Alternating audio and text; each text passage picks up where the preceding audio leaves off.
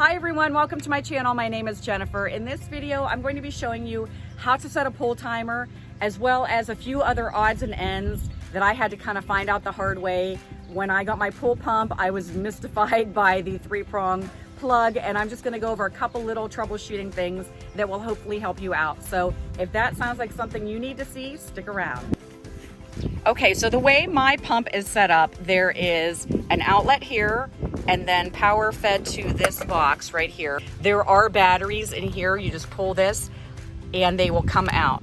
And it looks like it takes 2 AAA batteries. It just pops right back in like this. So obviously if your power goes out, the pump isn't going to run, but the batteries that are inside will keep your digital display on and you won't have to reset it. Okay, so after you make sure that you have fresh batteries, what you'll do is hit mode, okay? And you're gonna wanna set the time and the date. Okay, so you're gonna come to something that looks like this. Now, if you want to, it's very easy, go up and down, okay, July, but it's June, so okay, then my dates are actually correct, but like just say for instance, you wanted to set the date, okay? Enter next. Then it's going to go over to the day, okay, which this is correct. It is the 25th of June, but just for sake of argument, say it is the 26th, okay? Then you would hit enter. Then it cycles through and tells you the year, and you can hit plus or minus, and when you're happy with whatever the readout is, hit enter next. You're going to hit mode until you cycle through to set the clock, okay? And same thing with before. You can do the hour and the minutes. And now when you hold down the plus and hold down the minus, it cycles through fast. Okay? So it is actually, see, like if I press down, it's gonna go really fast. And it'll start to jump and go quicker, okay? But I wanna go back to the real time.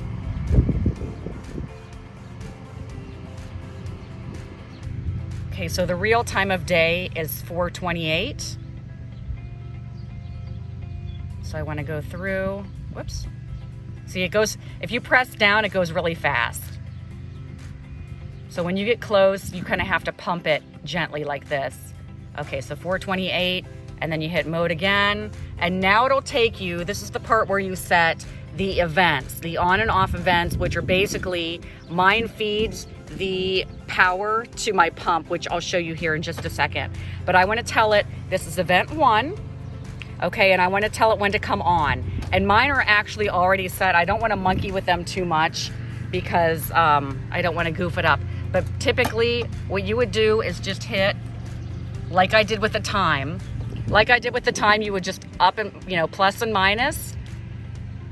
And then once you're happy with that, you hit enter next, and then see it change to off. And so mine is set to go off at 10 o'clock a.m., okay? So that's event number 2, which is, the first one was event 1, which was turning on of the pump. Now it's event 2, which is turning off, okay? Now, if I wanted to change that to like 11 o'clock, I would just hit plus until it went to 11 o'clock, okay? So then enter next. See how that turned on? And that's event 3.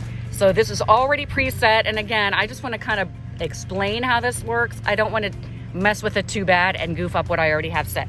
So this is event 3. It comes back on at 1. And again, if you want to change that, you just hit plus and minus, okay?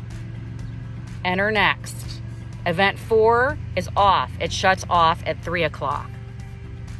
Enter next. Event 5, it comes back on at 9 p.m. and then it comes off at 11:30, okay? Now you can keep going. I believe you can set up to 28 events. The main thing you want to focus on though when you are finished is that it says auto on the readout and not manual. Another thing I want to point out too is there are 2 on and off loads. Mine is set up for just 1 on the right. Say people are swimming and I want to override my presets, I can hit that one on the right and make it run manually. So hopefully that makes sense and hopefully it's helpful. If you forget, it kind of gives you like a little cheat sheet down here. And then there's also more information over here in the panel. Okay, so it's set, and this is going to come back on later tonight. One thing I do want to note, say for instance that your pump is not running even when it's supposed to.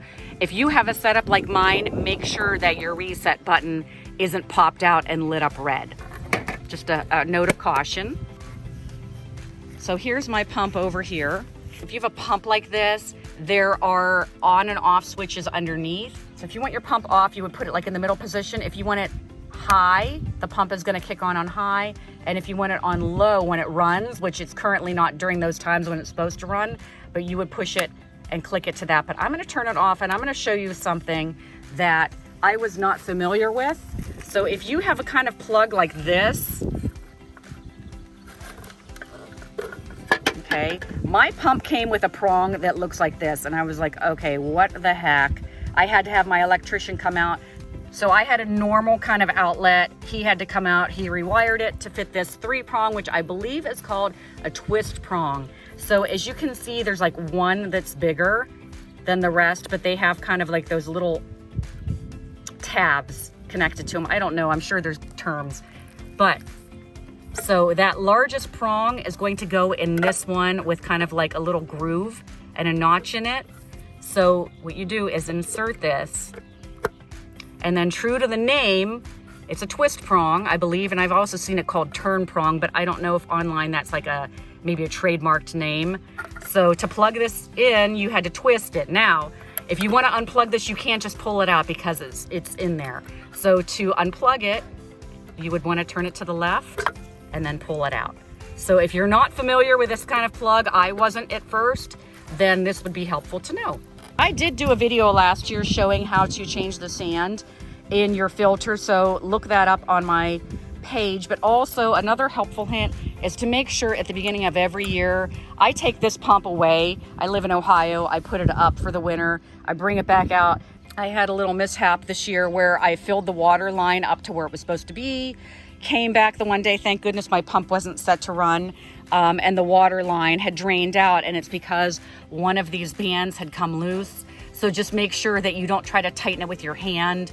I would suggest getting a drill and making sure that that's nice and tight, because what happened was the motion of this and the vibration made that come loose, and all my water basically drained out, and it was not a happy day.